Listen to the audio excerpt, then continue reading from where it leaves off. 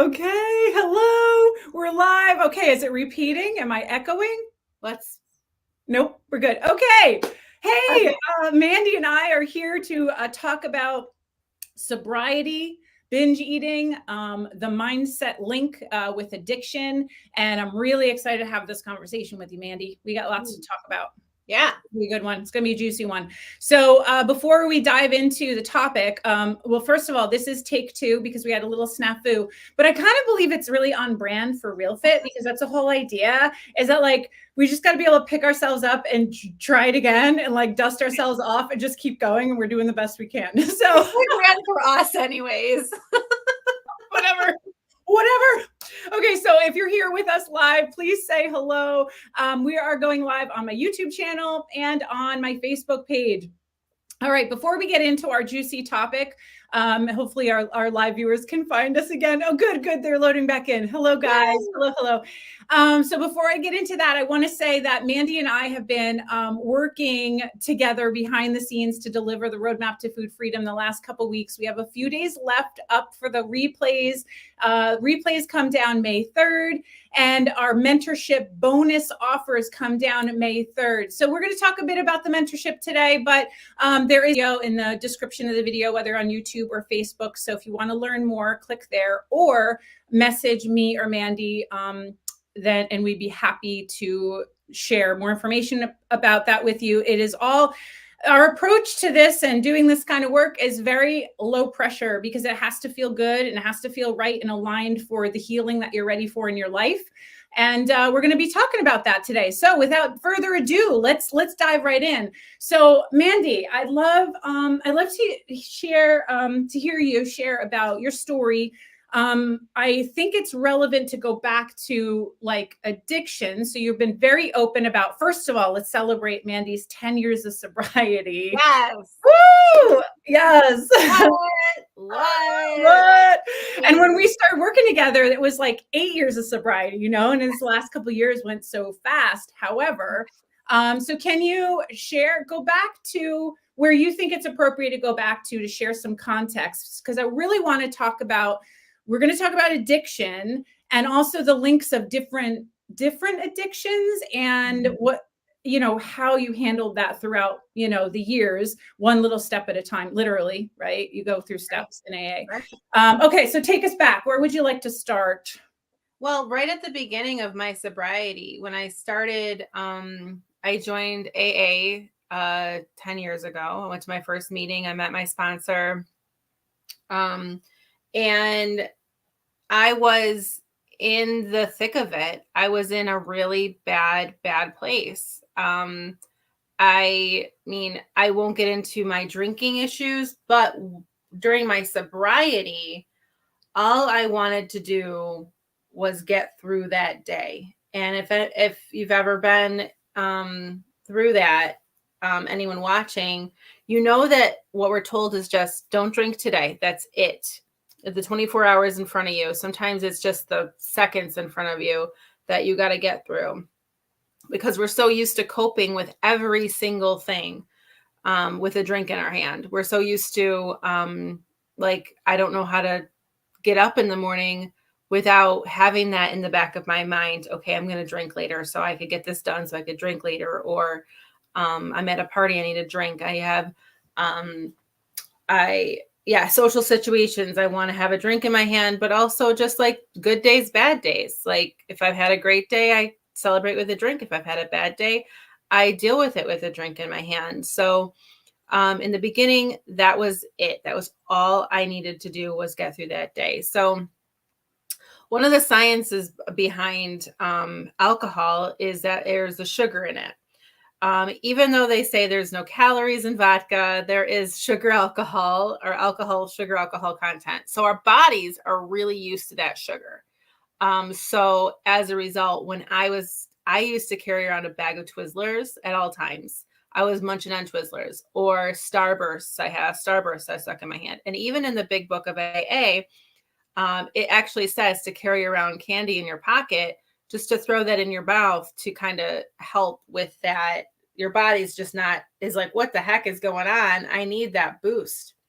So it takes a little bit of time for your body to regulate after having all that sugar in your system for so many years. Isn't it also that, would you think some of it is that oral fixation? Like, I know they say a lot of that with cigarettes, because that makes a lot of sense. Like, okay, I'm used to putting this thing in my mouth, and now it ends up being a Twizzler or food or something. But so I think that could be a combination of things, some physiology with the sugar alcohols, but maybe also that you were so physically used to drinking, like putting something to your mouth, that then the replacement of that. Oh, girl, to this day, I always have a glass with me. Yeah. There's always a glass of, like, this is greens and water. It's different, but to this day, I still have a glass of something. And I mean, when I was in New Jersey, you remember? Yeah. I always had it full of something. Yep. I always have that too. So yeah, there is that constant, just that neat, that I don't know, but it's now, like I said, I'm drinking my greens and my water and stuff, which is different, obviously. It's healthy stuff, but yeah, there was even a joke that I used to carry a big gulp with me everywhere I went, because I needed to have that big gulp and that ice and stuff in my hand. The sound of the ice, the whole making of the drink, the whole dance. And it's like 4 years into my sobriety, my father was playing a game, and he's not an alcoholic. He doesn't have any drinking issues, but he said, Mandy, will you do me a favor and make me a drink? I looked at that cup like, you just asked me to start a dance that I don't want to finish.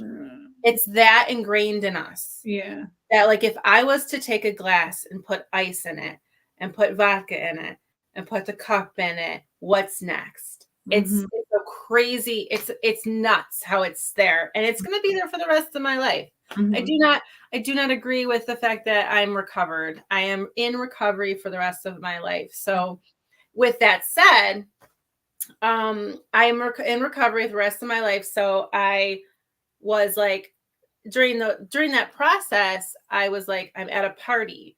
I can't drink. Everyone's drinking. And I would get mad, of course, because I'm like, I want to drink. You know, in the back of my head, I wish I could drink like normal people can.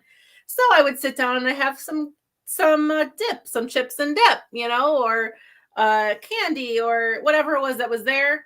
I was like, well, I'm going to live in this moment without drinking. So I'm going to do something else. It kind of filled that void, which is fine, completely fine in the beginning of recovery. I would say do whatever the fuck it takes to get through the day without drinking.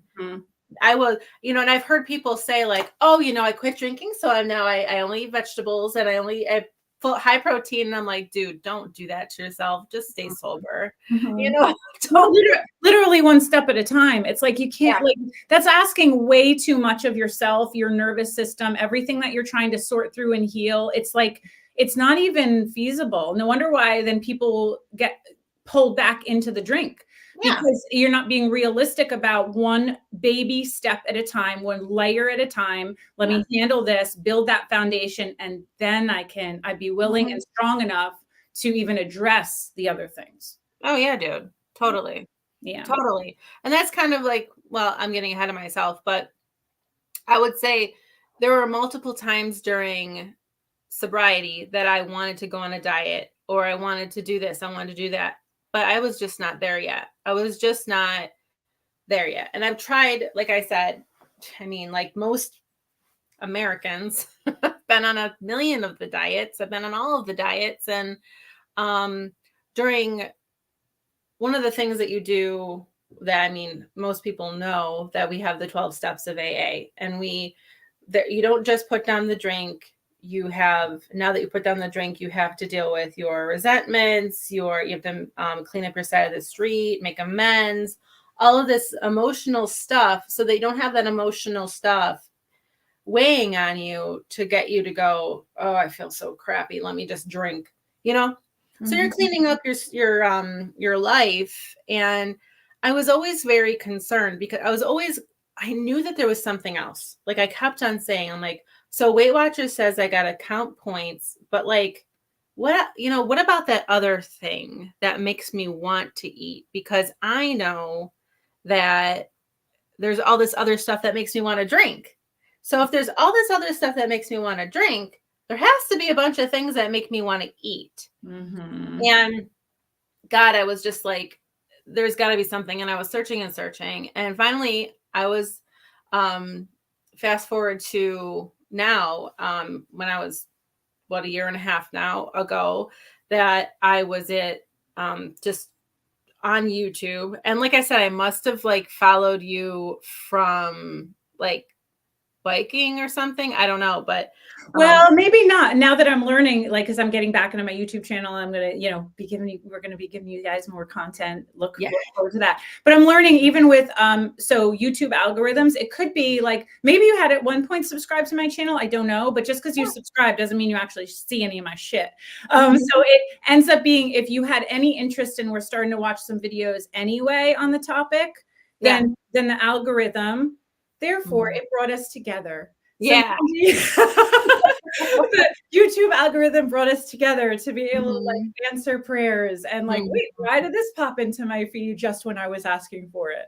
Yeah, I was looking into things like body acceptance. Okay.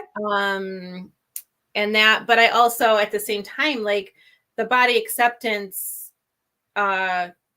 world is kind of like on the other side. It's like, okay, so there's diet and there's that diet culture, which is just doomed because you're never going to be able to stick to something that somebody else tells you to do. I love how you said cult and then had to redirect culture. It's kind of seriously, I have ideas. I have ideas about how we're all in this. We've all been indoctrinated into this cult of we're just never going to be good enough. So we're exactly. Like, do what I say, and then you're like, I can't. So but you are already going down that to explore that like body, and so the one side's the diet thing, and then the other side is fat acceptance, and just it's like, so you're going to be I accept my body for what it is, do whatever the hell you want. And that didn't feel good for me either, because I didn't want to be overweight. I didn't want to have this weight. I didn't want to have the pains of my lower back because I have a big chest and a big tummy. I wanted to fix that, but I also wanted to fix my mentality because I hated myself. I hated the way I looked. I hated my body because it was just so uncomfortable to be in my own skin. So when I did Stumble Upon the Roadmap to Food Freedom, day one, oh my gosh, this woman is talking about my brain and how I deal with life using food. And you're not saying, okay, you have to do so many calories, you have to have so many steps, you have to have so many whatever. You're like, today is your day to do the best you can for yourself. And I was like, this is new, because I was, the pendulum. How is it like that's such a basic fundamental thing, but we're so pulled off of that with media and our culture and these agendas behind dieting. Let's just face it, right? There's so much money to be made and there's something wrong with you. And let me throw money into dieting. But this basic thing of, wow, wait a second, if I actually move through my day based on like what makes me feel happy and fulfilled and feels really good, that's how I can navigate it. Like, like, Dina was like, what feels good today? What makes you want to move your body today? Do you want to rest? Do you want to move? And it's funny because something that you talk about a lot is that I had to learn to trust myself, because the media, everybody's always saying, you don't know, like, oh, the Fitbit will tell you that you didn't walk enough steps today, or the calories will say that I ate too much today. If I'm doing, what the heck was that app? I had an app that would count my calories. Probably my Fitness Pal is a common one. Yes. Yeah. Fitness Pal, which is like, you got to eat 1,200 calories. Where the hell? It's some arbitrary number that's like, what? Like, it's not even. And if I combine that with my walking app, right? So I combine that with my walking app. I walk, and then I get home, and they're like, well, you got to eat more now because you walked too much. But I'm not hungry, but now I got to eat because I didn't eat enough. And then, oh man, my app told me I need to, but I'm not really hungry, but my app told me to. Yeah. Like the story I always tell that about my uncle, and I'm going to tell it again, is that last summer, I'm all in on the Dana Lee project. I'm all in on MindFit, and I'm just having a great time, really loving life. And we're sitting around my sister's backyard. My uncle's there, my aunt, my family. We're all having a great time, laughing, telling jokes. Such a good day. And I just was like thinking about, wow, this is a great day. This is one of those days that I'll remember forever. He says, I guess I'm an asshole because I'm not going to get all my steps in today. And I was like, my head almost blew off I'm like, why are you an asshole? He's like, well, because I didn't get my steps in. And I'm like, I could just like throw that thing, because you are here with your family who loves you and who doesn't give a shit how many steps you took today. Could you sit in the moment and enjoy that you're here with us? But it's not, it's just so normal. And I mean, a year before I was all in on the Dana Lee project, I would have been like, oh yeah, that makes sense. Yeah, you probably should, because it wouldn't even occur to me that was crazy. Right. Because we're so indoctrinated into the culture that we're never doing enough. Nope. Yeah. And it's so like we're in it, we're swimming in it, and we don't even realize like it's a story. It's like we just believe it hook, line, and sinker. Like, this is the way it is. This is reality. Here are the rules. There's a certain like almost unspoken set of rules that everyone has agreed to. Yeah. And it's like, to bust that open is very freeing, because it's not that we don't get steps in. It's that we don't care about 10,000. We don't care about 4,000 one day, 12,000 another, because there's a place for everything. There's a place for your uncle to really be with the family and really be present. And there's a place for him to go out and take his walk and enjoy nature. And there's a place to, there's a place for all of those things in our lives, and they all matter. Yeah. So to think like, well, I'm going to just dismiss this part of my day because this other thing is supposed to be important, but life is happening now. And really, when you're looking back, like, the most important things are the connections, the relationships we're building. That's the most important thing in our life. And we want to be as healthy and vital as possible to experience that. Yeah. Right? Yeah. And those apps and stuff will just start again tomorrow. Exactly. You wake up in the morning and I don't have enough steps in. You're back to zero. It's like you're back to zero. But that's not the way that I think about it anymore. I look at the bigger, we think about a bigger step back and look at a bigger window of our lives, of like, it's not even like day to day and not minutia. It's like, step back and see the week, step back and see a few weeks, step back and see a month, and over that overarching pattern of health and well-being. That's what's important. The overarching pattern of how am I taking care of myself? And, in the drive of I wonder what my body shape will be when I'm the healthiest I can possibly be. Now, wouldn't that be? Isn't that the thing to answer? And that's where it should be. That's where you want to be. Yeah. Able to hang out with your family, walk, hike, whatever it is that you enjoy doing. Yeah. So back to my story, before I go off on a tangent about diet culture again for the 4,000th time. Anyone who will listen. It might happen. We're having a conversation between. It might happen. So the binge eating, I realized through the very first step, I did the cleaning of my closet, which Jen touched on too, which is just like and I cleaned my closet, and what we're supposed to do in the time that I did it. This round, you got to do the first step on your own and kind of examine that. When I did it, the first step was, okay, I want you to take 15 minutes and then tomorrow we're going to talk about what you got out of that. Well, I cleaned out my entire bedroom. I went through everything. I went through all of my clothes. I picked out what I liked, what I didn't like. I donated a whole bunch of stuff. And then the next day, when you talked about it, you're like, well, what did you do when you did, what was it that you did? And I realized that I had binged cleaning my closet, and I started to open my eyes to the fact that like I binge drank. I had a cycle of binge drinking. I wasn't an everyday drinker. I was a Thursday through Tuesday drinker. I always joke.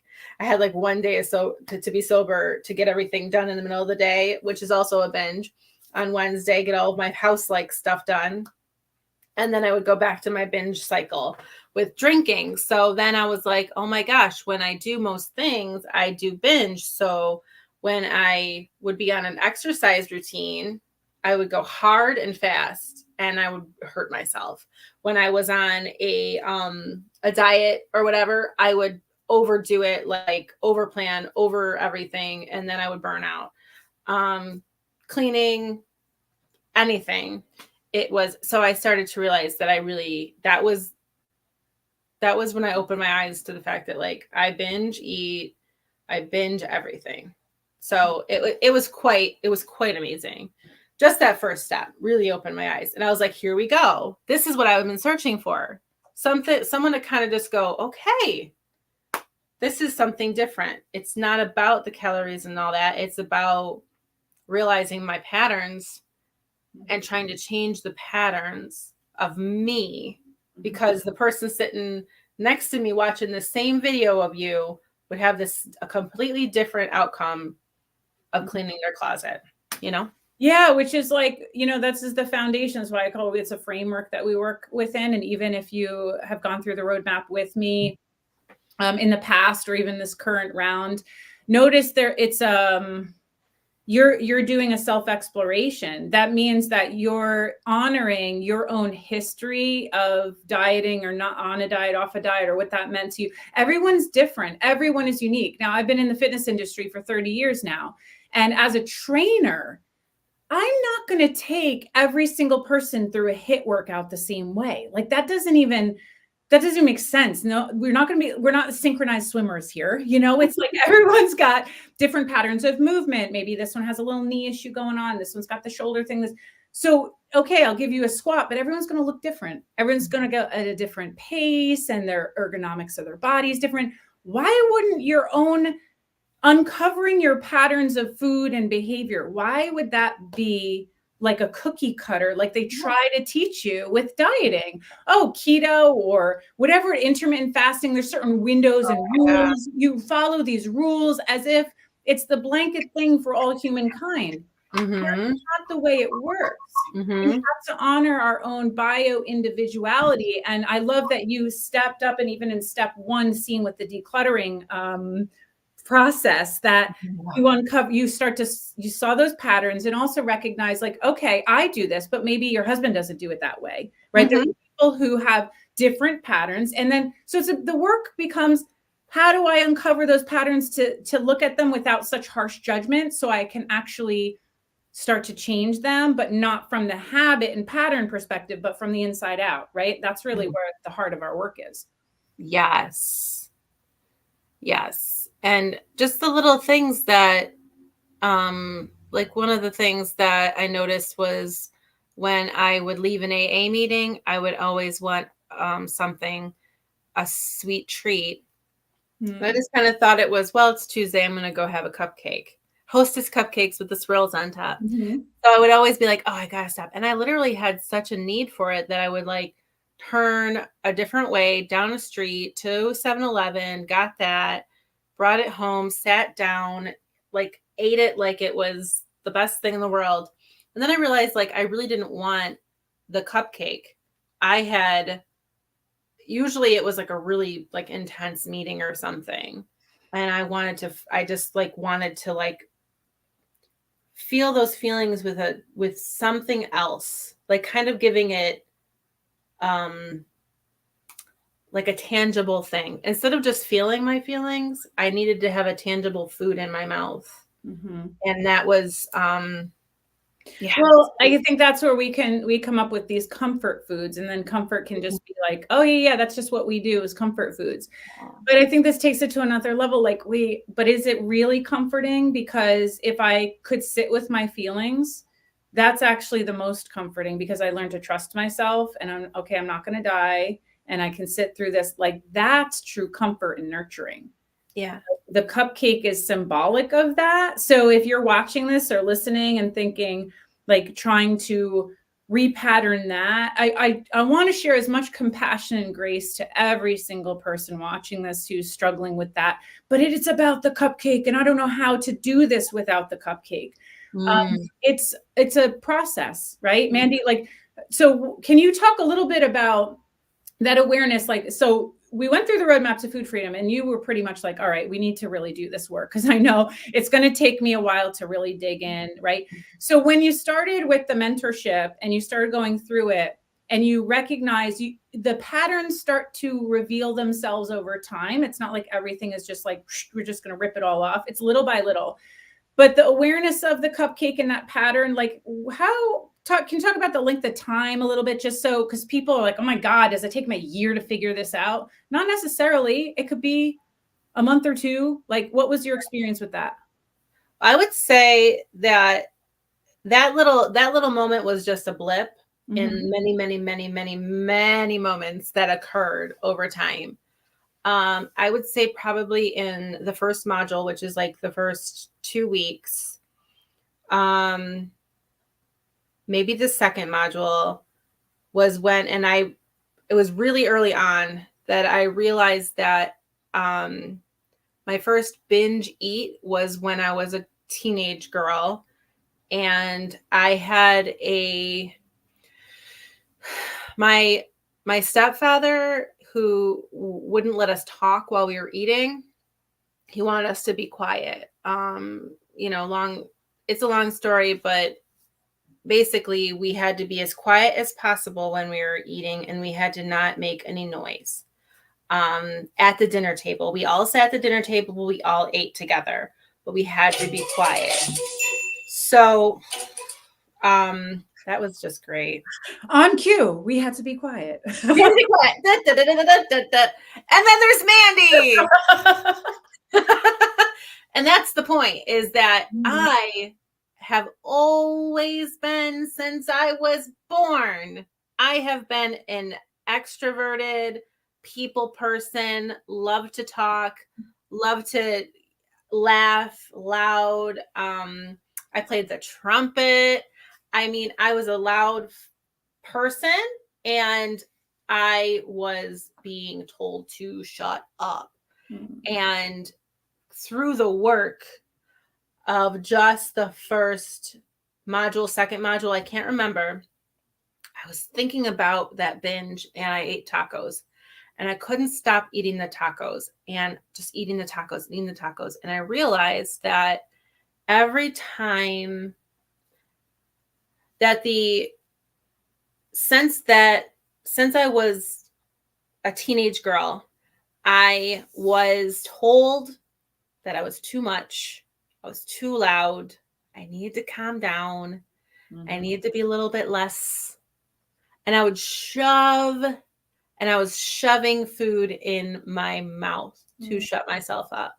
Now, of course, I didn't know that at the time, but it was like very subconscious. Like the tacos, I couldn't fill myself up enough with these tacos.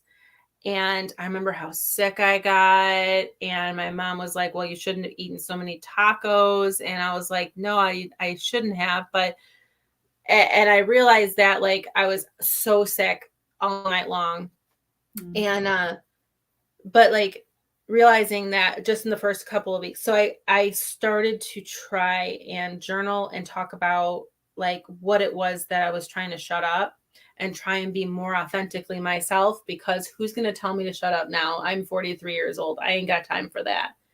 But I'm still shutting myself up, obviously, subconsciously. So that was like huge for me. And that was just in the beginning. Yeah, that was within the first month of our work together, which is incredible to uncover that early. And the other thing I want to say is part of you coming out of your shell and talking about it more. We do have weekly group calls. Those group calls are like gold, because that's the platform to be like having an aha and having some sort of understanding, and then be able to use your voice to actually be like, wait a second, I can actually hash this out in this community and with Dana and with the ladies, and talk about it in a very a helpful, constructive way. That you can share that with someone else, of like even your sister or whatever, you get a breakthrough, but they're like, Oh, that's great. That's great. That's great. It's like they don't know what to do with it. So Yeah. it's like I haven't been there. give it to me. I know what to do with it. I got you, girl. Yes. And just like the whole idea that it was like, again, trusting myself with food, trusting myself with exercise, trusting myself to be able to say the things I want to say. Mhm. And there's always this concept of like, I'm going to say what I want to say, but then everyone's going to be mad at me. And I'm so scared of what's going to happen. And if someone's going to tell me that I did it wrong or blah, blah, blah. And now it's like, I really have to just let people be not like it or whatever. And oh my gosh, what a concept that is. Mhm. Now, on the other side of it, you think, how does that have to do with food and exercise? Well, wait a second, because I think it's interesting. I will find these moments of inspiration of feeling like, oh God, I have to share this social media. I have to say this. And I just kind of go with the flow and I use my gut instincts and inspiration. So the thing I shared in our Roadmap to Food Freedom Facebook group today was, for everything you are too afraid to say and communicate, you will eat until you have the courage to get brutally honest with yourself and how you really feel and what you really think. So this is what we're talking about. This is exactly it. It's that, and so many women I help through healing the relationship with food has this running theme of I don't feel like it's safe for me to talk. I don't feel like it's safe for me to say what it is I need. I don't feel safe I don't think people will listen. I don't feel heard. They're not going to believe me. So then you shut down. I'm not going to be honest about what I want to say, but then you eat it. Like you're literally eating it. Literally. And Literally. those emotions are not being processed. So that's like a whole nother conversation for another time, or in the mentorship. Please join us in the mentorship, because the side effects, your body's going to hold on to literal weight because it's not processing. Like, you're. And I could say easily that was not just a food thing. That was a drinking thing too. Drinking in social situations, because if I was so afraid that I needed the liquid courage. Yeah. And then I was so afraid that I just stopped myself from being authentically me. And then with that, I then started to love myself. And then with loving myself through recovery of, with you, I wanted to live a stronger, healthier life. It's like, you say it all the time. On the front end, we get what we're looking for. Like, oh, if I lose the weight, I'm going to be happy. Oh, if I lose the weight, I'm going to be, I'm going to attract a better man or woman or whatever it is that you're looking for. There's so many things that you're like, if I just lost weight, blah, blah, blah. But it's like, what if you worked on it and you became that person because you can? And then it all fits in. It really does. And I mean, I could talk till I'm blue in the face about it. And I really think that we've been so indoctrinated. It's like, kind of like you said, like, I want people to join where they are, because it's like leaving a religion. It's like, I've been so used to this process of thinking that asking questions feels really scary. Yeah, that's a good way to put it. I almost feel like, I don't know, maybe that's another way I could position the mentorship. It's like deconditioning. Like you're breaking up with a culture that is so toxic and harmful. And we've lost ourselves. I lost myself in that. I didn't know who Dana was, because I can relate to that. I was actually the young kid who would, I was, I'm a middle child, but I still was like, I like lots of attention and I'm loud and but I got shut down a lot. It was like, you're too much. And it started coming out for me in all different ways, even with like the clothes I would choose. I would choose very plain clothes because I didn't want attention on me. So if I wore like a sundress or something, and then because I liked it, but somebody's like, "Ooh, you're wearing a sundress." And normally, because I was like a little tomboy, then I'd be like, so it shut me down, and I wouldn't wear a sundress because I didn't want attention put on me, because somehow that attention was like, you're too much. So it was like very conflicting, resisting messages. Yeah. And then in the middle of that, we get like we're trying to people please, but we lose ourselves. And when we lose ourselves, we've got to find some sort of coping mechanism to deal with that. Well, how can I get the nurturing and get the attention when no one else is going to give it to me? I'll give it to myself. But we do that through alcohol, through food, through shopping, through all these other mechanisms that are just falsely propping us up. Yeah, some sense of control. Yeah. That they're like, here, control this and get distracted for a while from what's actually important. Distraction's a big one for me. Yes, and we have a whole module on distractions, don't we? Yeah. Yeah. But once you see things, you can't unsee it. So can you share a bit about like that experience of like you got a bunch of ahas along the way? Because I think a lot of women are afraid, well, what if I do this program? It's just like everything else I do. I'm just going to slide right back. Not going to happen. Impossible. Like, I don't even know how you know the things that you find so true to your being, to your core. You can no longer reject yourself and abandon yourself and neglect yourself like that. It just can't. It can't. And it's, if you just watch this video and you're like, cool, and maybe that's awesome, because it's just going to like open a little crack of the window of you to think maybe it's all bullshit. And that's really the point. It's all bullshit. It's all bullshit. You're not bullshit. It's all bullshit. It's all bullshit. It's telling you that you're a turd. That you need to change no matter what no matter who you are, no matter what you are. We were just talking about our teeth on a call lately. Yeah, we were. Because like, hello, if you got a perfect body and you're a trainer and you're gorgeous and you do all the things, but wait a second, I've got this one yellow tooth. Like there's always going to be something that you're going to say, someone's telling me this isn't good enough or whatever. And it's,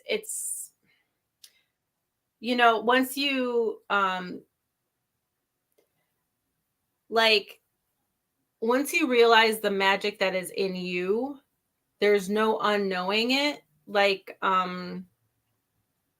I said, if you were to come out of, say, a cult, and I'm just using cult as an example. I mean, if you are comfortable in Weight Watchers and this is what makes you comfortable and what makes you happy, then God, keep doing it, But there's all of this stuff that leaks out. So like say you are leaving a cult and you start to walk out into the light out of the cult and you look around, you go, oh, okay, my guru isn't always right. The guru doesn't know what's best for me. I know what's best for me. So once you start to realize that boom, that's the first thing. You go, okay, I know what's best for me. Now I got to learn that. You can't stop learning because you want to know. That becomes the new, insatiable craving. So instead of the food, the craving is, especially as you start to really get these hits of these breakthroughs of making the connections and having meaning with something that you've always struggled to understand about yourself. And then once you uncover that and you're like, it feels so good and so powerful that's the thing that you're like, ooh, what else can I learn about myself? Ooh, what else is there? Ooh, what else is there? It's exciting. And that's why I it come with us in the mentorship, because it's way more fun to explore when you've got someone to also share it with, right? Oh my God, I figured this out this week. I can't wait to tell my girls, because it's going to seem like, oh, this is so stupid and small. I feel like this just happened on our group call. It was like, okay, this is so simple, but I'm going to say it anyway. It was like, but holy crap, that one thing changes your trajectory. Like that one little thing is like, whew. Yeah. Like my dog example. That was so funny that I do a lot of, we all share all of our stuff all the time. And I had said to the girls at the meeting about how I really want to take more time for myself. And this is before I joined Dana, to work on this with her. But I was like, I really need to focus more on me and I can't focus on other things and blah, blah, blah. And then like the next week, I was talking about how I might foster a litter of puppies. And everybody was like, no, Mandy, no. Didn't you just say last week that you wanted to focus on yourself more? How is that like that's distracting you, Mandy, from your goal? Yeah. A lot of times I think that that's for me distracting myself with food, alcohol, puppies, all the things will take myself away from the goal of bettering myself. So I needed the girls in the call, just to be like that, to just help you reflect of like, so it is, I mean, at some level, I guess you can call that accountability. We're not very strict with accountability, but it is somewhat of we listen and we hear you and we're like, wait, we heard you say how important this is. So are you realizing this is what it's like, so we can't always see for ourselves, right? Like, isn't that so important to have some sort of mirror and reflection of like, help me see what I don't see, and to know that we have your best interest at heart. I don't have an agenda. My agenda is your agenda, I guess you could say. I want the best for you. And if you're coming to say like, I want to explore this and heal myself, then that's it. Like, I don't, so we just make suggestions. Like, do you think do you want fostering puppies, more freedom or less freedom? I don't know. And it's perfect because like you said, I was the one saying that I wanted to do this. Yeah. You guys didn't say, hey, Mandy, you're supposed to be doing 50 push-ups this week. Why did you only do 40? No, you're saying, Mandy, you said that you wanted to do this. We're here to support you. And we just noticed that you're like kind of leaning off the trail a little bit, and it helps you. And it sounds like it's all related to the way we eat and the way we treat our bodies, because there's so many ways for us to get distracted by all of the things that we all are so used to being, distracted by, than to actually look in the mirror and say, this is what's important to me. Oh my goodness. I've been distracted by steps, calories, weighing my food, measuring my food, how many miles did I run today? Then saying, okay, wait, the goal is actually to be comfortable in my own skin. That's it. Kind of like the whole don't drink one day at a time in the beginning of my sobriety. It's like today, stop thinking about all the other things. And it's super hard because you want to be like, there's a fine line between being healthy, taking care of yourself, and drinking enough water, having my greens because I want that, as opposed to doing it because other people are telling me I should do it. It's such a fine line that you got to just keep your eye on that trail.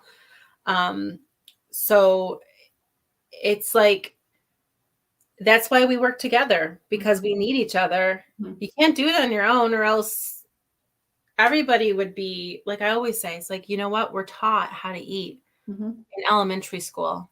We know that we're supposed to exercise and move our bodies and eat well. But then when we get older, we're told, yes, all those things, but you also have to be this size. Your boobs need to be this size. Your butt needs to be this size. Your tummy needs to be this size. You need to be blonde, blue-eyed, white. Yeah. And then step into the proper wife and the proper mother, and then all those roles of like what that means, trying to, back yourself into those molds. Yeah. But also be a strong, independent woman, but don't be too loud. That's right. But don't be too loud. You're being too loud. Yeah. And we wonder why we're all, we need a program. I know. Well, and speaking of that distraction, I mean, I think that's the beauty of like, I put this mentorship program together and this framework together because it helped. It's like we need a guide of the guiding light of what to do next, because otherwise you're chaos in your mind of like, so even having a bit of that mapped out where I've got, all right, I can get off track, but then I know getting back in the modules or having some sort of plan, especially coming from a world where you only follow plans. Now this is following a plan, but it's really like but it's really about you. Like the plan is about a self-discovery process about you. This is not Dana Lee's plan.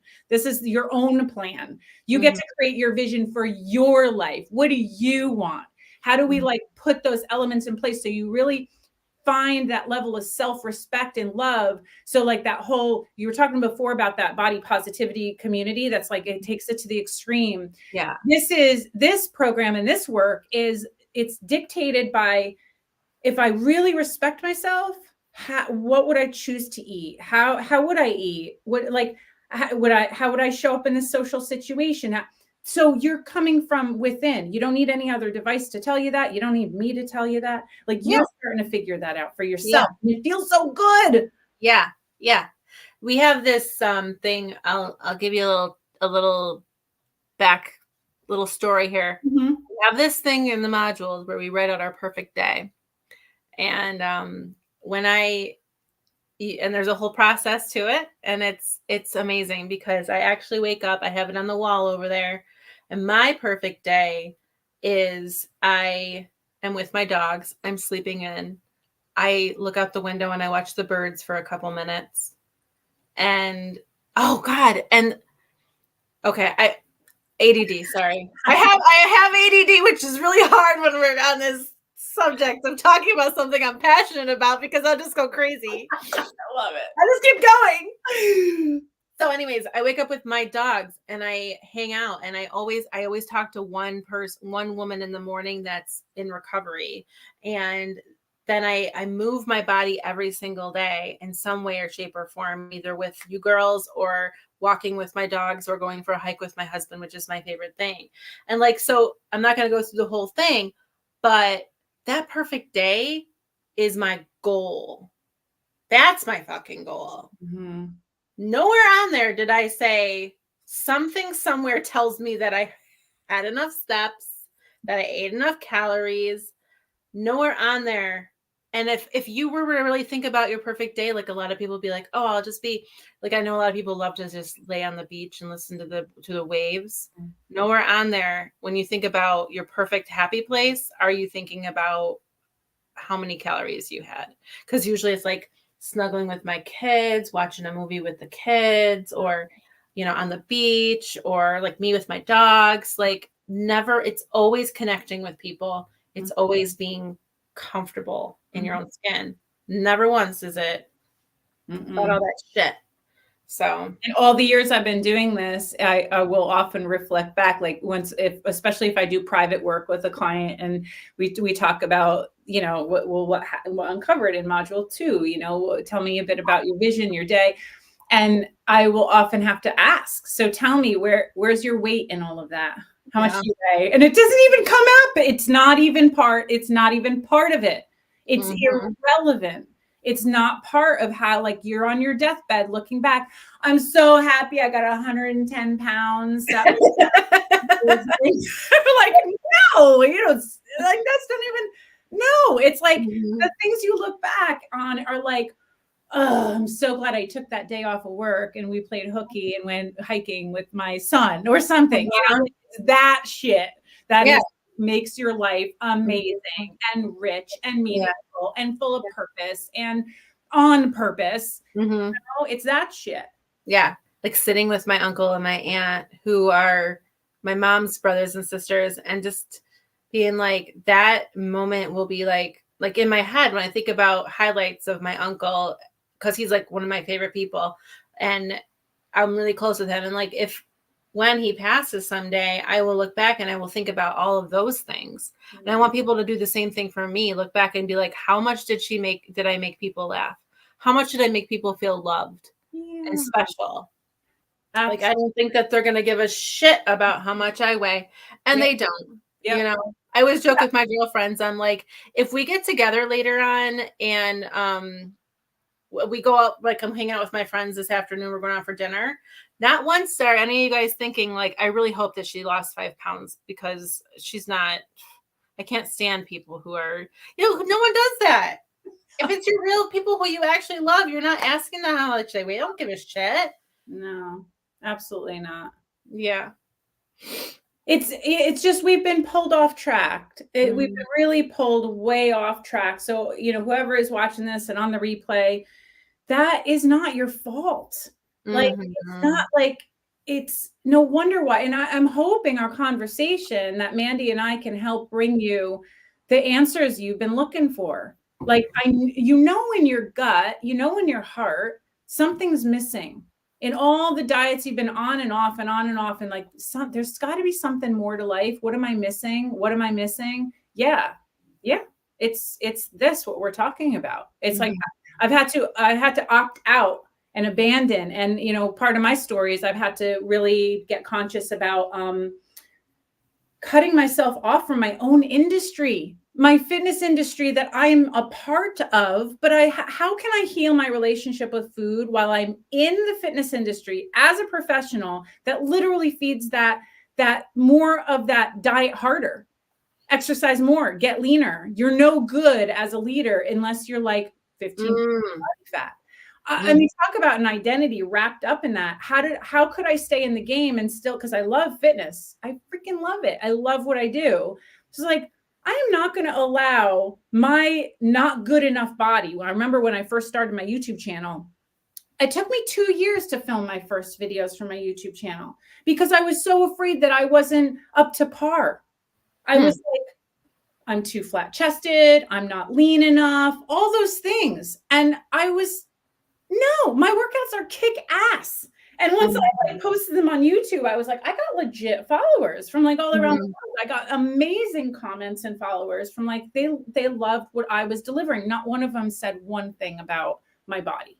So I was like, wow, it was the experience I gave them with the workout from home. That's most important. I made it about my body. I gypped myself in that experience because my head was there thinking that literally weighs so much on my mind and like my experience. I feel like a lot of my life, when I look back with this, it took up so much real estate. And I feel like I missed out on a lot of things because emotionally and mentally, I wasn't really there. Or I even chose to like, well, I'm not going to go on that weekend trip camping because I need to get my running in and I need to do this and I can't. So I literally miss out on things because I would choose this like diet that I was following. Oh, I can't go there because I can't be tempted with that food. So that's not the life I want to live. I want to be part of that and have the connection with human beings be the main important thing that really is what fills us up anyway. And there's hors d'oeuvres. And with that said, it's like, so no matter where you are, no matter what, like, I'm sure that people watching this will say, those pipes, you keep touching your hair and your arms are beastly. They're just insane. You got these great arms, and that people see that, right? And they think, oh, she's got this great strong body. No way is she possibly not loving her body, not thinking it's perfect. But like whatever body you're in doesn't make a difference. You're still, I mean, I've talked to girlfriends of mine who have had issues because they can't gain weight because their metabolism is whatever. And they get really upset when people mention it. Or there's always going to be, no matter what body you're at, you will, like you always say, the goalpost moves because you just start to, no matter who you are, no matter where you are, there's always something somewhere telling you, well, I think you could fix this. You know what I mean? Yeah. So, the messages are, no matter how you are now, it's not good enough. It doesn't matter. You can put 10 women in a lineup, sizes, races, all the things, different ethnicities, different ages. And each of those women inside could all relate on inadequacy. Each of them. for their own stories and how they see themselves. That's why I love that Wayne Dyer quote, the change the way you look at things and the things you look at change, because it's not about going on the diet to fix that thing, because the goalpost will move and then you're going to find the next flaw. And then you're going to find the next flaw, and then you're going to find the next flaw and the next flaw. So if that is the storyline and that's the pattern, then how do we get good with ourselves to be like, oh, I got crow's feet. Look at that. You know, like, oh, look at that. You know, I'm not so attached to it. I'm like, you know, okay, yeah, my body's different at 47 years old than it was 37. Yes, of course it is. But like, that's not bad or wrong. Like, we're just taught it is. Yeah. I'm like, I don't want it to be. I want to be at peace with myself, not at war with myself. Life, like, war's going on out there. Yeah. Which, you know, like, yeah. I don't want war going on in here. Yeah. We got to be the peacemakers in our own little war. Yeah. Well, the other saying I like is, you know, be the change you want to see in the world. Not out there. It's like, how am I being? How am I being? Before I say anything about anyone else doing things or not doing things or how they should be eating or whatever I'm saying. Right. How am I being? How am I being the change? Right. Like, I drink Diet Pepsi a lot. I've cut down quite a bit, but it's so funny because people will just say stuff to you about what you eat and drink like it's their business. They just bleh. You're like, I didn't ask for that. I didn't ask for that. Somebody once told me, because I was eating a bag of Cheetos, and they go, do you know that there's Cheetos that are like 100 calories now? And I'm like, do I give a fuck? I'm eating Cheetos right now. They're full calories, and I'm going to eat these damn Cheetos. And I'm enjoying every bit. I'm going to eat the cheese off my fingers. Like, what? Yeah. But it's so okay for us to talk. But anyways, I drink Diet Pepsi. I don't smoke. I don't do drugs. I don't do any of the things. And they're like, do you know that's really bad for you? And I'm like, I know it's really bad for me, but you know, I probably shouldn't drink today, because if I relapse, I'll probably be in jail. I know that's really bad for you. Well, fuck off. I know. You know that's really bad for you. I'm like, what? With that Pepsi. Like, I'm aware of drinking. Thank you. Yeah, you have no idea. Yeah. For me, you have no idea. It's like, just. Yeah. I'm aware of what's bad for me. Thank you very much. And this is candy compared to what I used to do, girl. Right. It's all relative. That's what I mean. Like, your own story, you've got to compare yourself with you, if anything. Like, that's it. Like, to compare yourself with somebody else, it's like apples and oranges. Impossible. Yeah. Nope. And people will just chime in and volunteer and say things, especially, you know, I'm not a mom. I don't have kids, but I certainly know from my clients and from my friends, people just chime in and tell you about what the type of mother you should be or what you should be doing. It's like, I didn't even ask. I did not ask for that. That is unsolicited. We do the same thing with our food and diet and like volunteering. Oh, this is about the keto diet. Just because you're all about it, then all of a sudden, like, everybody needs to be all about this. Like, well, maybe seek to understand and stop and learn and listen about somebody's history and story before you make assumptions about what's good for them or not good for them. Or just in general, like, it seems to be because I'm a curvy girl, you think that I want to lose weight. Yes. I'm glad you said that, because as you were talking before, I was like, that thought popped into my head of like, what a novel idea. You really want to rock people's worlds. Tell them that you're not even trying to like lose weight or do it. Yeah. They don't even know what to do with that information. It's like, so are you losing weight? Are you losing weight? God, I hope not. It's like, I hope not. I lose my boobs if I lose weight. Yeah, well, actually, that's funny, because when I got really lean, I got tiny little girls, and I'm happy with my boobs. I'm very happy with them.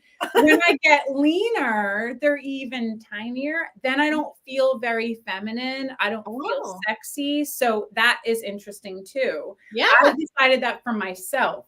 So I don't want to get really lean, because some of my curves and my boobs like deflate and go away. And then I don't feel, and I've been working on my femininity. I've been like more like, you know, very type A and go and achievement. And And the recent years, I'm like, how about Dana's, like I told you, I used to pop on like a little, sundress or something once in a while. But when I got attention about it, I was like, no. So then I would just blend in. I'd wear jeans and like, just simple stuff. Mm-hmm. I like a good sundress. I want to be girly sometimes. Mm-hmm. So I found when I got really lean, I didn't feel as like, it didn't really feel like myself, I think is what I'm getting at. I was able to determine how I want my body and how I like my body, and not by somebody else. Yeah. And my husband certainly doesn't have any complaints about it. So yeah.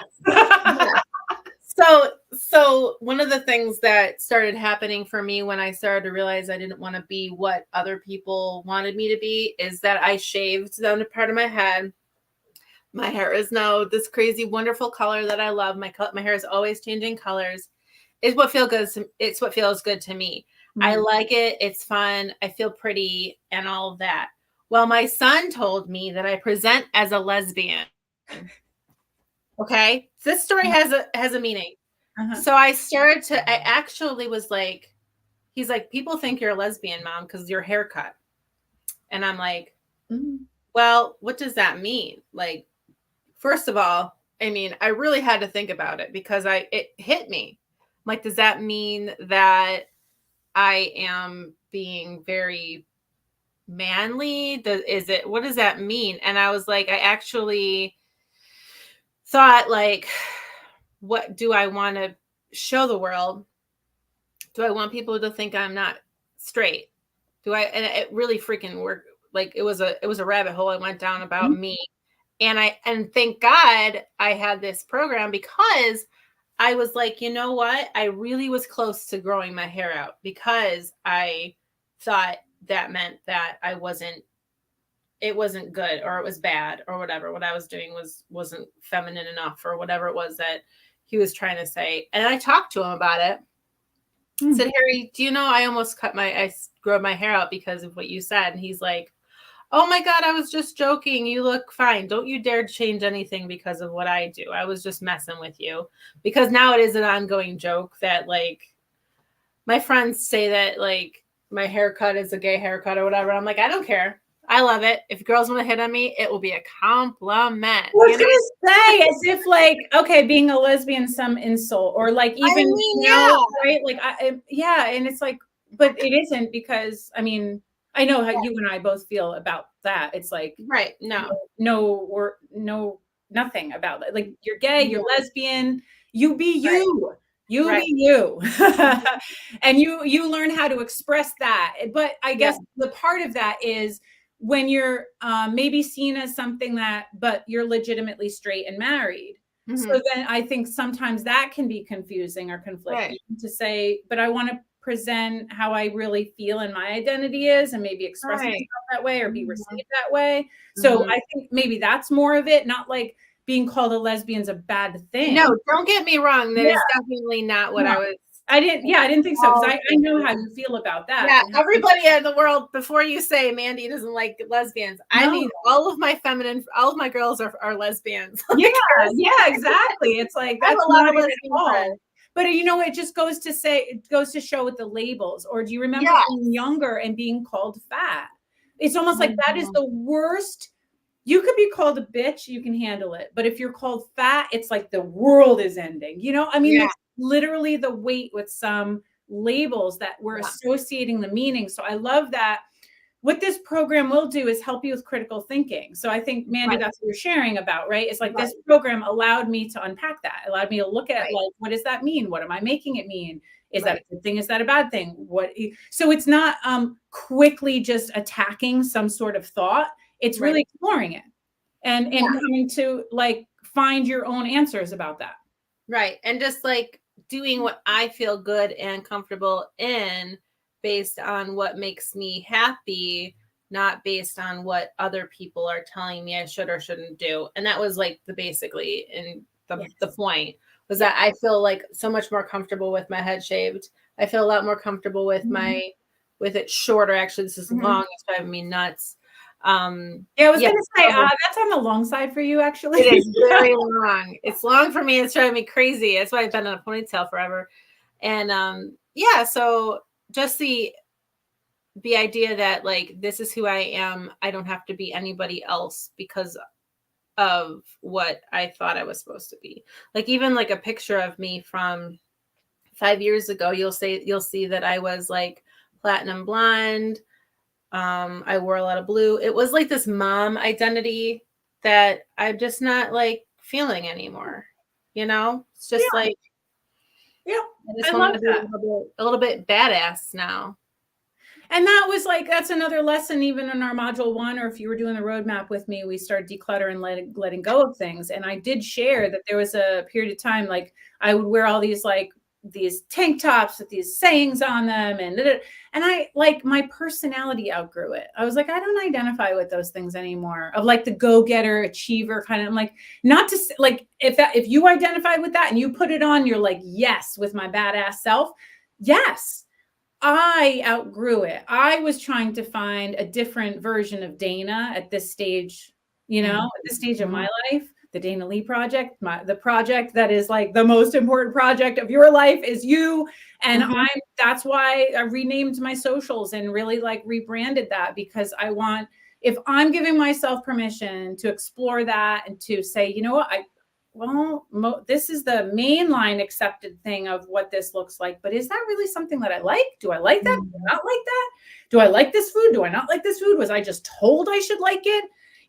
And so the whole idea here is, my project is me giving myself permission to explore and expand and become who I really want to become, and change my mind about it too. Like, it's like, I'll try this on for a while. Like, I do the same thing with my hair, right? So underneath my hair is also shaved, because if I cut my hair, then I put it up in a ponytail and the bottom little pieces come out. So not only is it kind of badass and cool when it's up, you see all the underneath, right? It's pretty badass, but also that's functional.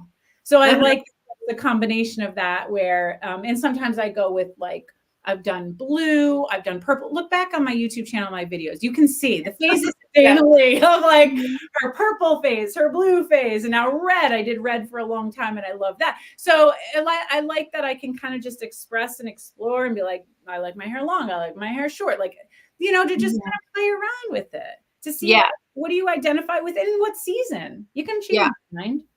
Yeah. Just like, what we look like, and how there's a huge, there is a, like, I felt like if I was a certain size, it would be okay then for me to start to have fun with my look. Yes. So now that I've given that up, it's like, okay, now I can have fun and be whatever I want to be, and whatever size I am. Yeah. How do you find the clothes that you like in your body now? Right now. And that helps you with self-acceptance, that helps you really embrace. And it is a lie that you can't accept yourself. Like, the only way to change your body and to transform and to continue to grow is if like you reject yourself. It's like, well, I can't possibly accept myself, because if I accept myself, I'm just going to stay stagnant. That's not how it works. That's not how it works. And like, going back to addiction and recovery, the first step is like this acknowledgement of, surrendering and coming to an acceptance and understanding, acknowledgement about it. Then you can heal. Yes. So the step is we're powerless over alcohol. Yeah. Our life will become unmanageable. Yeah. And so powerless over food culture, diet culture. Yeah. Diet. This recovery. And well, that's what at the very beginning of our conversation, I was like, I just continually recover as I go. So I really think that this just adds to my, my recovery. Like I have sponsees that I work with. I have my, my meetings that I go to every week. I have a whole community of people that are amazing that I hang out with that are AA people. This is not like change that, it just adds to it. So like if you're in something, like say you are in Weight Watchers and you like it, and you're like, I have a whole group of people who like I love to hang out with on Tuesday at my Weight Watchers meeting, but you're also feeling pulled to do the Dana Lee project. We're not going to tell you you have to quit something. We're not going to say, oh, this makes you happy. No, that's the point. Like, if this is what makes you happy and this is what's helping you grow, then do it. But the debate is that that's your story. That's your perfect day. My perfect day doesn't have that. And that's why this is different than everything else. And it comes in layers and stages. It's like we have, we want to hold on to what's comfortable in our whoopee. So if you're like, okay, but I know Weight Watchers and I'm comfortable in that, but I do want to learn how to love myself in this process. I feel like there is something missing. Just keep exploring that, and you make decisions on your own when you're ready to morph maybe some other program you had followed, like Weight Watchers or intermittent fasting or keto or like anything. I mean, we've been dieting since the 90s, so come on, like low fat, like the cabbage diet, the cleanses, whatever it is. But you find ways to decide on your own terms of what you want to change and let go. And, and I have a whole module around food because it's layered. We got to learn about emotions and our thought process before we even get to food, So there's a whole process to that to help you compound for you to really understand it and for you to get your own power back to trust yourself around food, That is definitely something I promise you working together in this program. I promise you will trust yourself. So, yeah. Or at least want to. Yeah. You start to want to. Yeah. There's like that, oh, wait a minute. Wait a second. I might know what's best for me and not this guy guru somewhere telling me that I have to. Oh my gosh. Before I found Dana, I used to do the whole, I'm supposed to get up at 5 o'clock in the morning. I'm supposed to drink my water and lemon, and I'm supposed to exercise before 7 and write like all these things that I thought I was supposed to do. And then as soon as I was like, as soon as I was like given permission, I guess, to like do what I wanted to do to feel good, I was like, oh, yeah. I don't have to do all those things. Oh my God. Cause I already feel like a failure before I get up. Cause I know I don't want to get up at 5 o'clock in the morning. That is just not me. Exactly. If it is you, fantastic, amazing. You found something that works for you. But if you're fighting against trying to like square peg round hole, and I'm trying to be like everyone else, because everyone says this is how you be successful. So I'm trying to do the thing, but I'm like, bleary eyed. I don't really want to do it. Fighting against yourself, then, I don't know. I just will tell you that at this stage in my life, I run a business. I invented a product. I love my work. That regimented 5 o'clock in the morning thing that I used to do too, wasn't as big of a needle mover for me in the grand scheme of things. Yeah. That's interesting. I still kept my ambition. I still am passionate about my work. I'm still love my relationship with my husband. I still get I get a better night's sleep because I'm not hitting that alarm to just get up anyway and cut myself off asleep, because this is what successful people do. Yeah. They only sleep 5 hours a day. I was like, what if I abandon all of that? But I did piece by piece, because my first step is, okay, I'm not going to diet anymore. That was my story of like, enough. Cannot diet. It's like you had to give up. I cannot drink alcohol. Like this. Yeah. Right? So the parallel there is like, I can't diet. The dieting to me was like alcoholism. It was like this whole addictive behavior to like, it was very toxic and very harmful. And when I made that decision, all this other awesomeness came up, and I really got to know myself and came back to myself.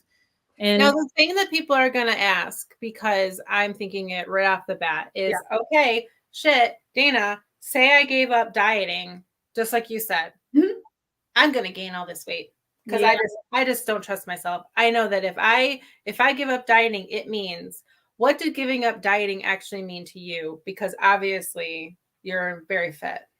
So that's actually part of the other thing that you may not want to hear, but I also was like, I'm willing to gain weight. And for me to come to terms with that, I had such fat fear. I was so petrified of it for so many years, but it was my jail. That was jail for me. So I was like, what if I allowed myself to gain weight? Because I think I really ultimately trusted that if I love myself, that has to be the answer. It has to be the answer. So if that's the end goal, how can I just completely like go off the rails and stay off the rails? That didn't really make sense to me. So I was like, what if I legitimately am willing to gain the weight? And to be honest with you, maybe it was 10 or 15 pounds. I don't know, because the other promise I had was I wasn't going to step on the scale. I'm not going to torture myself. It doesn't matter, because love has no weight. I'm like, I'm going to let that go. And ultimately it came back off because I wasn't abusing, overeating, binging. Like that was like not happening. And I also share, your body hears everything your mind says. So as I was kinder to myself, my body would respond to that, you know? So it was like, that was like, I don't want to be the mean girl to myself anymore, you know? So that was also part of the equation of not just the calories, excess calories I was consuming. No, I was legitimately being kinder to myself. Yeah. So you went off the rails, but you went off the rails, but you went into your own lane. So you basically, you didn't just like, you gave up dieting with all the rules, but you still ate healthy because you loved yourself. You still exercised because you loved yourself. It wasn't because of everyone's rules. And I think that that's something that freaks people out. Like, wait a second. The other thing is, when I'm like, and this is in my roadmap to food freedom, was giving permission. You know, if I gave myself permission to have the binge, and I gave myself permission to have, I would say donut. I didn't even really like donuts. So that was interesting in the process. I gave myself permission to eat the donuts. And then when I was sitting down to eat donut, I'm like, oh, I don't even really like these. So that's part of the process of the binges became fewer and farther between, because I was like discerning about, I love a good chocolate chip cookie, but now it's got to check all the boxes. Like if it's too sweet or it's too caramel, like I'm such a basic bitch with that. I want a good chocolate chip cookie. Like I like dark chocolate. I want it to be a little kind of gooey. So I'm not just going to settle and eat all like the Chips Ahoy cookies, for example. They don't do it for me. So over time, that's what happened. So I realized that I allowed myself to explore, gave myself permission. And then over time, I was like, I'm eating this. I don't even really like it. I'm eating this and I don't even really like it. I'm just doing it because it was the habit of the binge. But then I was also at the same time doing the hard work, which is setting boundaries, finding how I really feel. How do I want to communicate? I'm not shutting down. So it has to happen simultaneously. Yes. Like, you can't just make it all about the food and I'm only going to deal with my binge eating behavior and not deal with my feelings and speaking out my truth and having tough conversations and maybe having to leave a job. And I had to do that stuff. I had to do those hard things at the same time that I was exploring food. It's a result of loving yourself. Yeah. Yeah. Like you said. Yes. Because if I really love and respect myself, I'm also not going to be being put up with like stuff I was dealing with in my career, or like running my gym, and my gym was really running me, like things like that were like not really acceptable and not really what I wanted. So it's not just that I didn't really want the donuts. I didn't really want a gym.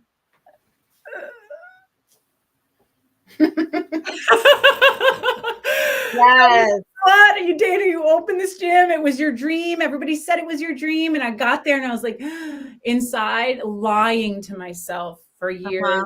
Like I didn't really want to run a gym because I love working with clients, and running a gym got me farther away from clients, and that made me sad. So it was easier for me to binge eat than to be honest that I need to get out of my gym situation. Oh yeah. Distractions. Yep. So it has to happen parallel. And that's what the beauty of our mentorship is. You get to explore and you come to terms with that. Like, could it be 122 days in? It could be, 200 days in. That's why it's a full year, because you get to like uncover that as you're ready, and then it's inevitable. And then you'll know, and you'll have the courage and you'll have the support. You'll know. Yeah. It's tiny little things too. Yeah. Like anything.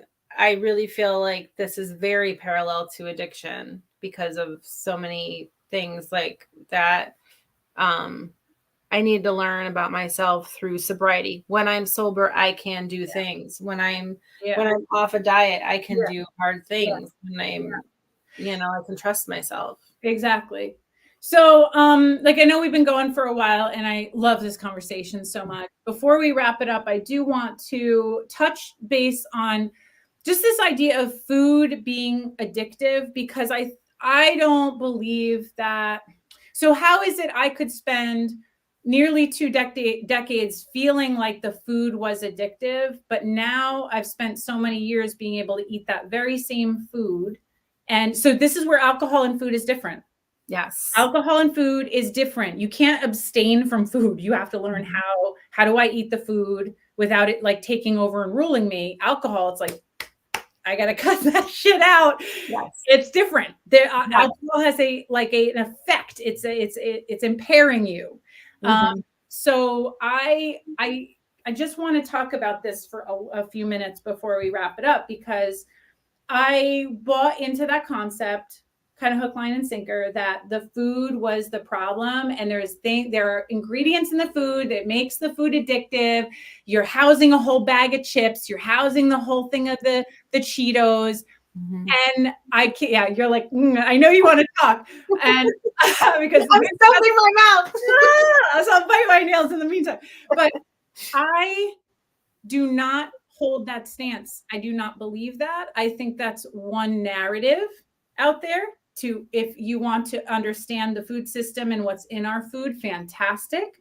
However, how is it then? How would you explain for the past 7 years plus of my life, I've been able to eat one chocolate chip cookie or half a chocolate chip cookie and leave it, or share it and break it off and legitimately want to share it with other people and not feel weird about food scarcity or any of that stuff, where I used to have to throw the cookies out because I didn't even trust myself because I would house the whole thing. So I believe the most powerful stance is, okay, I understand the ingredients, but I am the choice of that. They are not telling me what to do. I get to choose. So I just take my power back over that. And it's good there's a whole science module about understanding our body and food and things like that. However, at the end of the day, to me, that's stealing the power. It's like, oh, wait, you're going to tell me this is something I can't control. And I don't buy it. And it's not my experience. So what are your thoughts on this? Here we go. Buckle up, baby. Addiction is completely a, much like depression and anxiety, where it is it's a chemical imbalance in your brain. When an alcoholic, I must just speak for alcohol because there's drugs too, and that's the same thing, but I'll talk from my experience with alcohol. When an alcoholic takes their first drink, there is this thing called the, God, I can't think of what it's called right now. I'll remember as soon as I stop talking to you, but there is a actual trigger. The chemicals in the alcohol triggers my brain to not be able to stop. It is to explain it to somebody who is not an alcoholic. Picture like yourself on a really, really hot day, and you're sweating and you finally get that glass of water and you drink a couple gulps, and for some reason your brain says keep drinking. Ever have that experience where you're like, I just can't stop drinking this because I am so thirsty. I need to keep drinking because my body's so thirsty. The same thing happens with alcohol addiction. What happens is I will never get fully full of an alcoholic beverage. Okay. Not the same with food. Okay. I could binge cookies, but I will eventually get full of cookies. I will never, ever, ever get full of alcohol. It is like chemically impossible for my brain. So I have to not drink it. If I start the phenomenon of craving, that's what it's called. The phenomenon of craving kicks in, and that alcohol changes my brain chemistry to not be able to stop drinking until I'm passed out. I do not pass out eating cookies. I get sick eating cookies.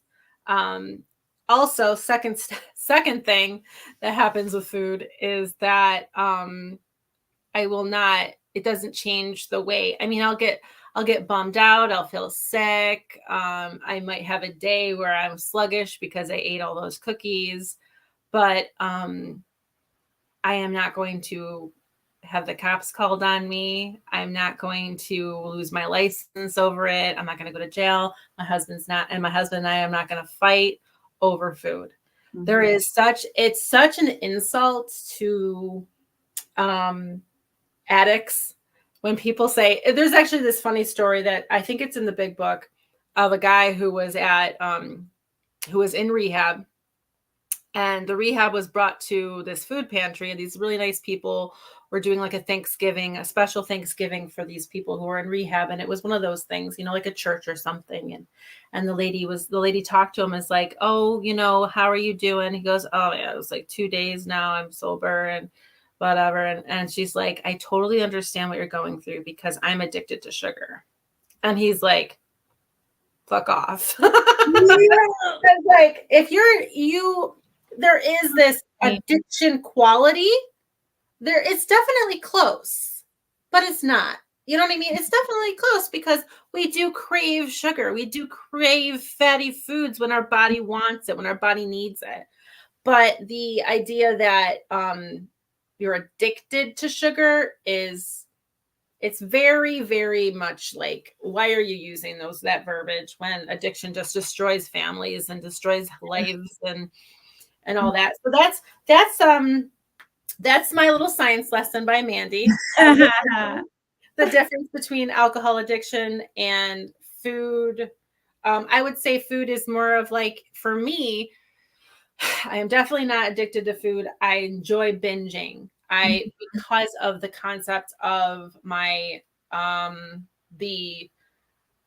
enjoy isn't the right word, but I would be more apt to binge cookies. Let's just go on that because of the way I'm feeling that day. I'm feeling like shit. I want a sugar high. I'm feeling tired. I want some chocolate. I'm feeling tired. I want some caffeine. Things that have addictive tendencies, because I could crave it. But it's not like, I'm not going to wake up tomorrow morning shaking because I need a cookie. And if I don't get a cookie, I don't know the next time I'm going to feel good. It's completely different. Yeah. Says me. And I think there are, binge eating disorder can be pretty severe and can, I've definitely worked with women that they would be sick for days. And there would be this element, their head is completely focused on the food fixing instead of me dealing with my life. It's like a whole way of escaping. So I think there are parallels, but I'm with you on, I hear like the sugar addiction thing is thrown around the media all the time. And I think a lot of people are looking for answers and they want some validation that they're not crazy or something's going on. And I just want our program to get out there is what I want. Yeah, that's what I want, because you can listen, taking in some of the science or some of the information can be helpful. But if you're using it to be like, oh, it's just a sugar addiction. So what are you going to do? Cut all the sugar out of your life for the rest of your life? I mean, it's not even realistic. It's just another diet. It's going to swing into some other pendulum of some sort. It's just more manipulation. So, okay, that's one narrative is sugar addiction. That's one narrative. Is it really helpful for you to get your life back, to buy into that there's some sort of sugar that's got a hold on you and you have no power? Right. I don't believe that. I don't think it's true. I have too many countless women in my program that have a different story about that. And it's like, well, how is it, again, how can I have like a half of a cookie, not even a whole cookie? I will that's all I want. How could that be? Yeah. So if I really have a sugar addiction and that additive in those cookies took over my choices, and the potato chips. Let's go with potato chips because I think that's also this idea that once you open the bag, you're eating the whole thing. Yeah. I will show you the top of my refrigerator. I brought you guys into my kitchen before and I was doing lives. It's like I have, and there's open bags. Look at that. I have like a couple, but this was my lunch. Yeah. I didn't want to finish it.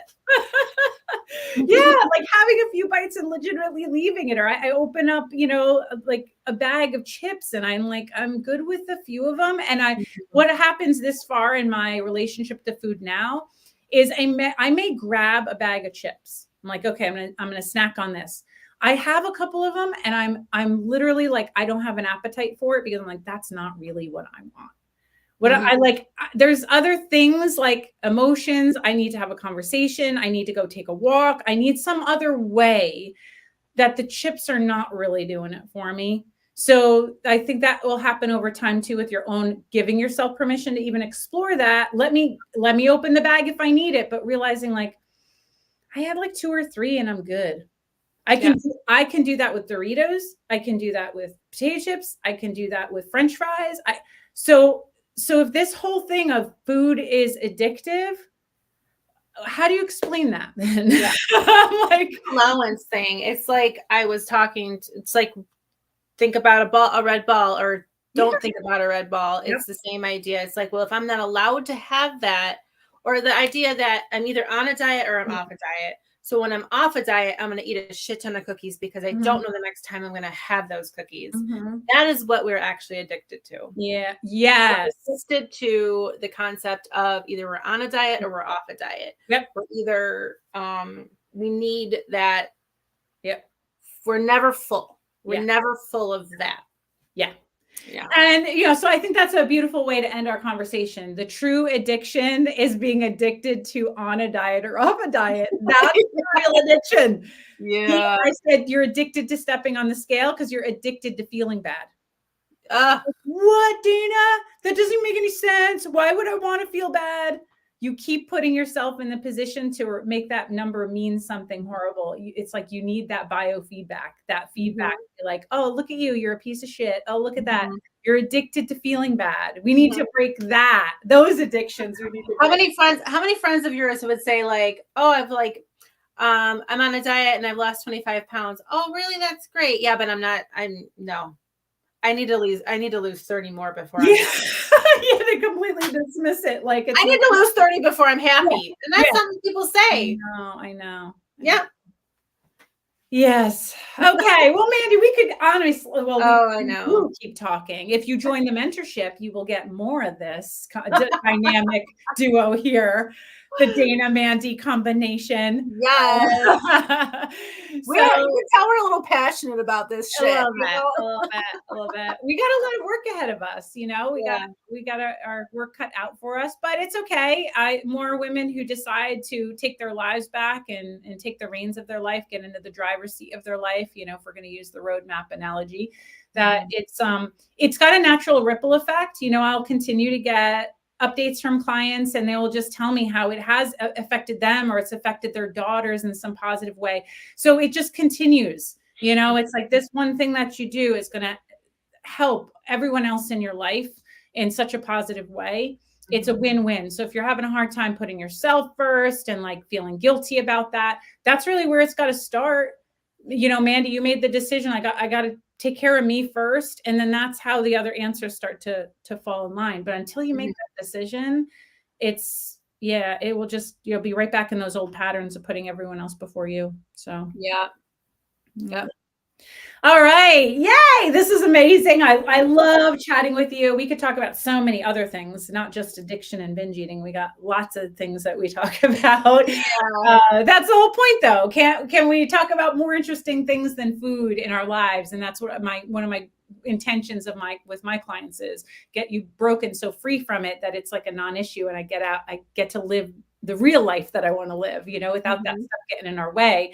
So let Mandy and I be that representation of what's possible. We need these good role models in our life of what's real and what's possible. Real women out there actually doing this stuff and living this way, and not polishing it up with filters on social media. So if you have any comments for us, please share. Questions, please share. And I have the link to the mentorship in the description of the video. So please join us. We would absolutely love to have you. All right. Okay. All right. See you next time. Thank you. Bye.